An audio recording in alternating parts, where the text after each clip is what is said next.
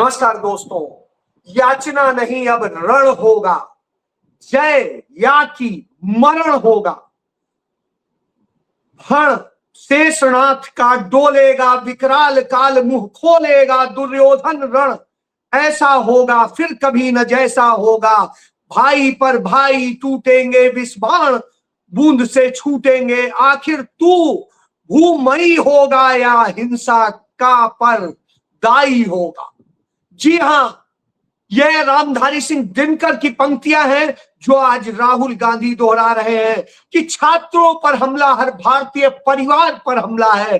प्रधानमंत्री मोदी को लगता है कि वो बिना जवाब दिए, बिना किसी नतीजे का सामना किए बच निकलेंगे, नहीं कर पाएंगे इस बार तो बिल्कुल नहीं।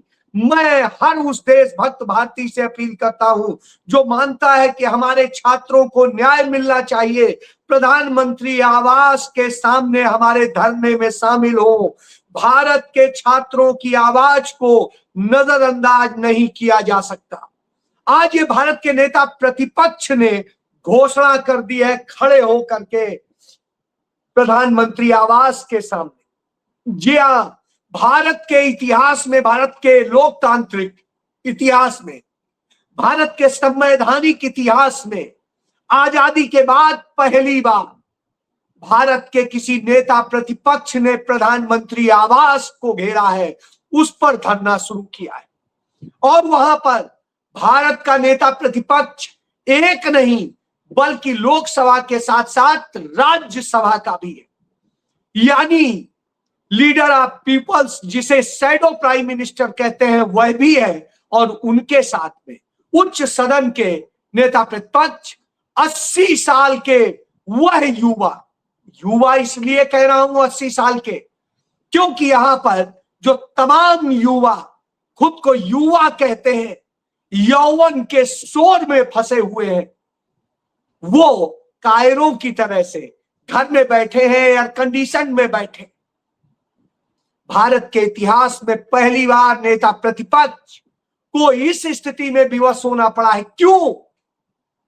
क्योंकि राहुल गांधी ने पहले जाकर के दर्द को देखा, उन जो है बच्चों का दर्द देखा जिनको पुलिस ने बेरहमी से मारा है, डायर की तरह से पुलिस ने व्यवहार किया है।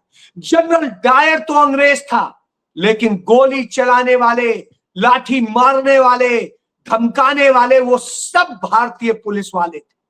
जी, भारतीय पुलिस वाले। वही स्थिति दिल्ली पुलिस ने की है।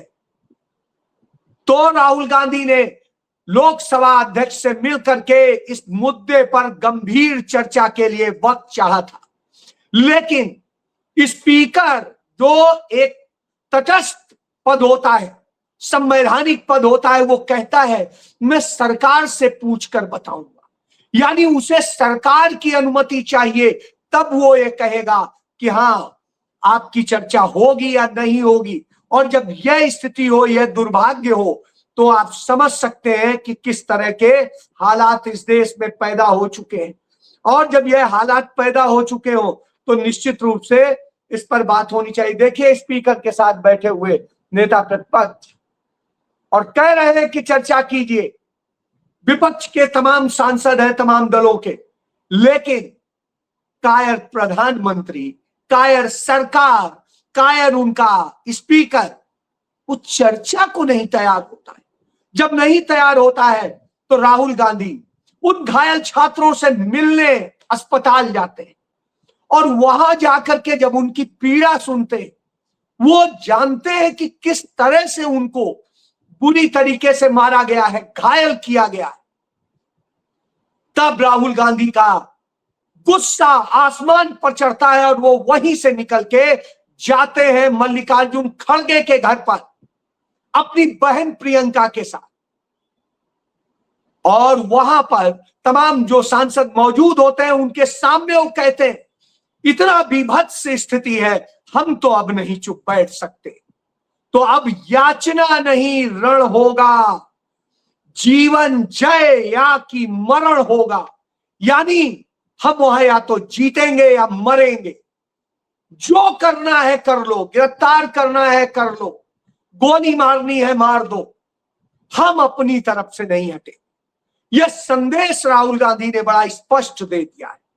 और क्योंकि शेष नाग का जो फण है वो अब डोलेगा, विकराल काल मुंह खोलेगा।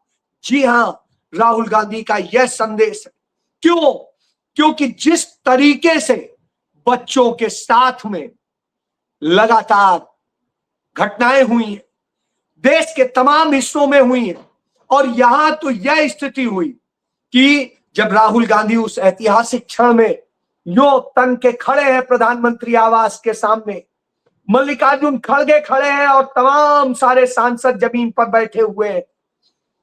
वो सांसद जिन्होंने सालों साल देखा है, और चरणजीत सिंह चन्नी जो पंजाब के मुख्यमंत्री रहे हैं, सांसद है कांग्रेस के, उनको किस तरह से बेशर्मी से वहां जाने से रोकने के लिए उठा लिया जाता है, यह भी देख लीजिए। यह स्थिति है।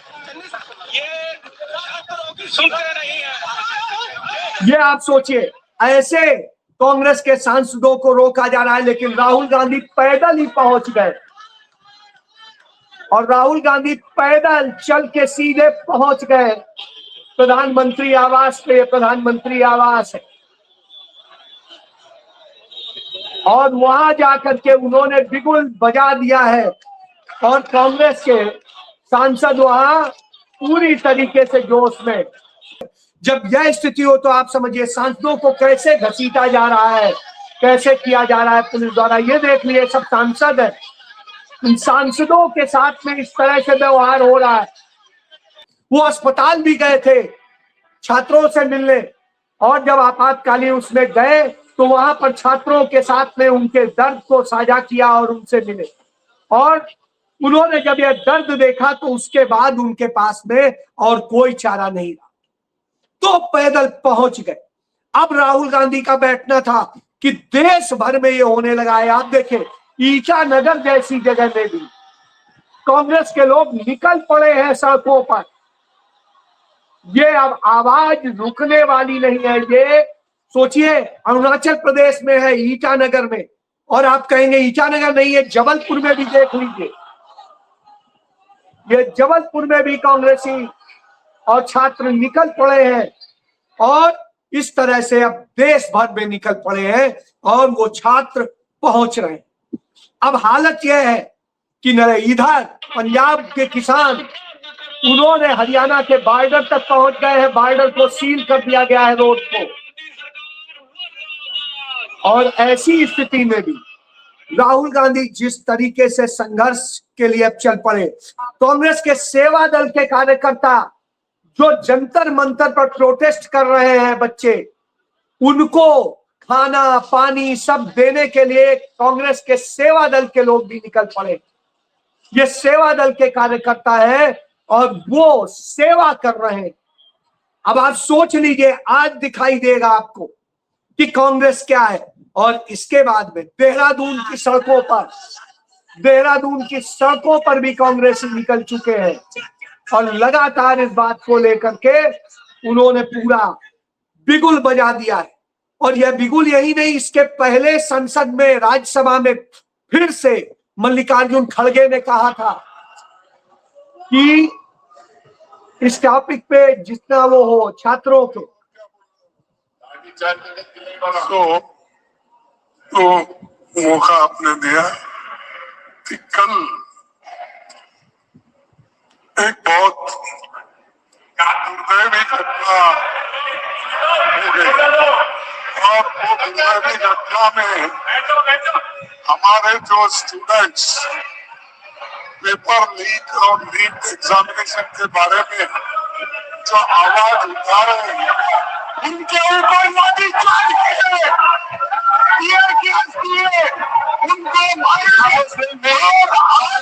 और इसके बाद में हाउस को एडजर्न करके भाग खड़ा होता है जो उपराष्ट्रपति पद की कुर्सी पर बैठा है। तो अब आप समझ सकते हैं, क्योंकि ये सरकार कारपोरेट की है, सबकी है, और इस सरकार ने सिर्फ कारपोरेट के लिए किया है, इस देश के छात्रों के भविष्य से खिलवाड़ किया। 8.25 लाख करोड़ रुपए कारपोरेट का जो है कर्ज माफ कर दिया गया, और ये संसद के भीतर दिए जवाब में सरकार ने स्वीकारा है, सिर्फ चंद कारपोरेट घरानों का। तो ऐसी स्थिति में क्या राहुल गांधी को नहीं बोलना चाहिए था? बिल्कुल बोलना चाहिए था। तो राहुल गांधी बोल रहे हैं, और राहुल गांधी इसको लेके जब लड़ते हैं तो स्वाभाविक सी बात है घबराहट हो जाती है। तो एक घबराई हुई डरी हुई सरकार आप देख रहे हैं, इतनी कायर सरकार देख रहे हैं कि निर्दोष बच्चों को कैसे मार रही थी। यदि आप उसके वीडियो देखेंगे तो आप खुद कहेंगे इतने गंदे कुकर्म थे। लड़कियों को कैसे पुरुष पुलिस वाले किस तरह से मार रहे थे वो भी देख लीजिए। ये देखिए,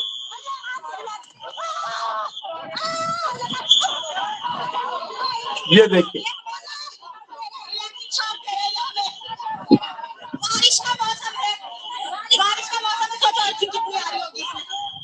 अब आप सोचिए ये स्थिति है।